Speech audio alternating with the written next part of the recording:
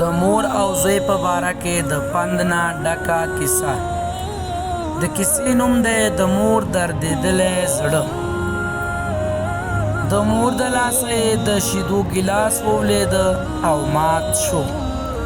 زوی یې په مور باندې وربرک شو او خپل زړه یې ورباندې تش کړو چې ګیلاس دې ولې مات کړو، او بیا د غوسې په حالات کې له کوره ووت.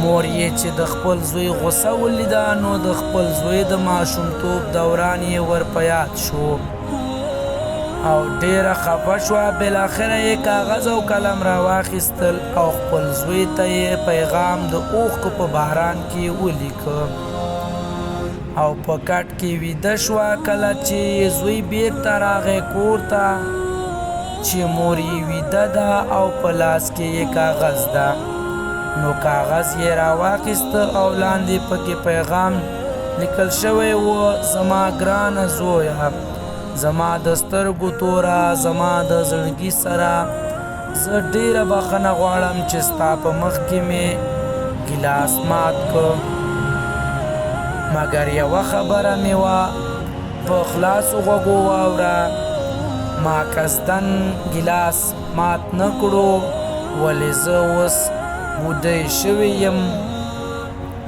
ورځ تر بلې مې بدن ضعیفه کیږي، د سترګو نظر مې کمیږي، لاسونه او پښو کې مې ده هیڅ زور نشته.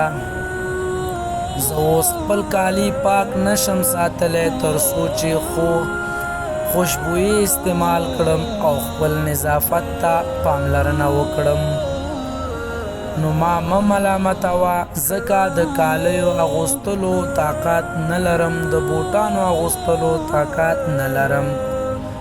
نو مهرباني وکړه، ما سره مرسته او کومک وکړه.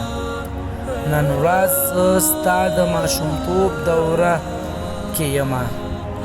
آیا ستا په یاد دي چې ما به ته تر لاس نیولې وې تر څو چې قدم وهل زده کړې، او ستا د هر قدم اخیستلو سره به ما د خوشحالۍ احساس کوه چې زوی مې رالوی شوی. ستا خندا او ژړا ته به زه لاس په نامه ولاړومه. ستا خوب او آرامه کولو لپاره مې خپل ځان باندې خوب آرام کړی و. پوره 9 میاشتې مې خېټه کې وګرځولې او درجن امیدونه مې په تا پورې تړلي وو.